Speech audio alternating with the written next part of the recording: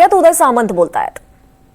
उपसमितीचा जसा मी सदस्य होतो त्याच पद्धतीची एक उपसमिती ही ओबीसी समाजावर कुठचाही अन्याय होऊ नये आणि त्यांच्या न्याय हक्कासाठी असावी अशा पद्धतीची मागणी जी होती ती खरं तर अगोदरच मान्य झालेली होती, परंतु येत्या 1-2 दिवसामध्ये ती देखील समिती गठीत होणार। ओबीसी नेते आक्रमक झाल्यामुळे आज निर्णय घेतला मी वाक्य पहिलंच असं बोललो साहेब, तुम्ही विचारायच्या अगोदर की ही समिती गठीत करण्याचा निर्णय हा मागच्याच कॅबिनेटमध्ये घेण्यात आलेला होता, आज त्याची परिपूर्तता होते। ओबीसी नेते हा पूर्ण अधिकार माननीय मुख्यमंत्री आणि माननीय उपमुख्यमंत्र्यांच्या सल्ल्यानं होतो, त्याच्यामुळे त्याचे अध्यक्ष कोण असणार आहेत, त्याच्यामध्ये सदस्य कोण असणार त्याची मला कल्पना नाही।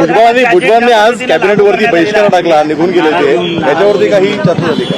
भुजबळ साहेब हे मंत्रिमंडळातील ज्येष्ठ आमचे सहकारी आहेत, ते मंत्रिमंडळ बैठकीला का नव्हते याची मला अजिबात कल्पना नाही।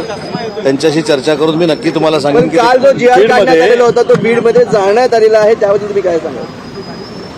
शासनानं मला असं वाटतं की ट्रान्सपरन्सी ठेवून तो जी.आर. काढलेला आहे। महाराष्ट्र राज्यातला कुठचाही वंचित घटक हा त्याच्या न्याय हक्कापासून दूर राहू नये यासाठी हा काढलेला जी.आर. होता।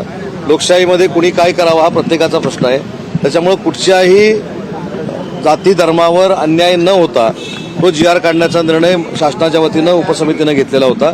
त्याच्यामुळे जे आंदोलन करतायत ते कशासाठी करतायत हे समजून घेतलं जाईल। जर म्हणताय का ट्रान्सपरन्सी घेऊन जी.आर. काढलेला आहे,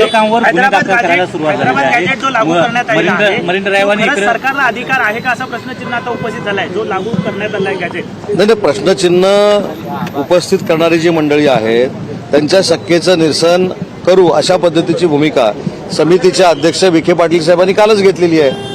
नाही, मराठा आंदोलकांवर आता गुन्हे दाखल करायला सुरुवात झालेली आहे। नाही, याबाबत मधली पण आम्ही माहिती घेऊन आलो। मी त्या समितीचा सदस्य आहे, या संदर्भात मी स्वतः माननीय एकनाथ शिंदे साहेबांशी बोलेन, मी स्वतः मुख्यमंत्री महोदयांशी बोलेन, विखे पाटील साहेबांशी बोलेन, अजितदादांशी बोलेन, पूर्ण त्याची माहिती घेऊन बोलेन ना। सर पण काल जो निर्णय घेतलेला आहे ओबीसी नेत्यांना विश्वासात घेऊन घेतलेला नाही का? कारण आज ओबीसी नेते नाराज पाहायला मिळतात सगळेच।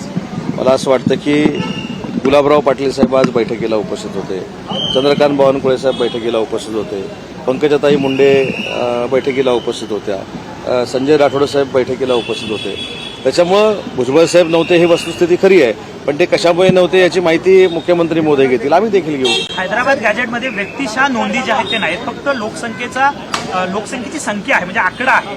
मग व्यक्तिशः जर तिथं माहिती नसेल तर कशा पद्धतीनं तो लागू केला जाईल? हैदराबाद गॅजेटियरच्या बाबतीमध्ये मला असं वाटतं की जो जी.आर. काढलेला आहे हा सगळा जी.आर. मनोज जरांगे पाटील यांच्या सगळे जे अभ्यासक आहेत त्यांनी देखील वाचून बघितलेला आहे आणि त्यांनी क्लिअरन्स दिल्यानंतरच तो जी.आर. काढलेला आहे। मराठी झालं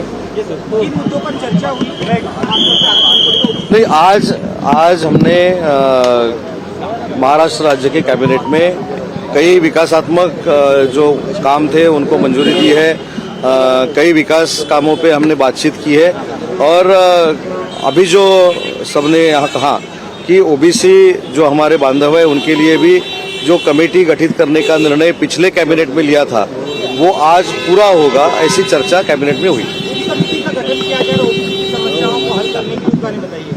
नहीं, इसीलिए तो कमेटी बनाई है ना। ओबीसी जैसे मराठा समाज के लिए उपसमिति गठित की थी, उसका एक मेंबर मैं था, वैसी एक कमेटी अभी ओबीसी के लिए गठित की गई है और उसकी मेरे ख्याल से उसका जो जी.आर. है वो कल या आज निकल जाएगा। साहब नाराज है कैबिनेट की बैठक के पहले? नहीं, वो नाराज है नहीं, मुझको पता नहीं है, मैं उनसे बात करूंगा बाद में।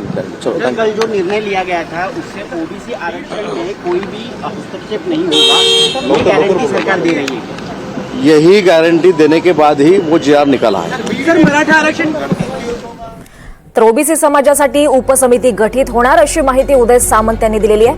ओबीसींच्या प्रश्नांसाठी ही समिती काम करेल असं सामंत यांनी म्हटलेलं आहे। तर सरकारनं पारदर्शकता ठेवून जी.आर. काढलाय असं देखील उदय सामंत यांनी म्हटलंय।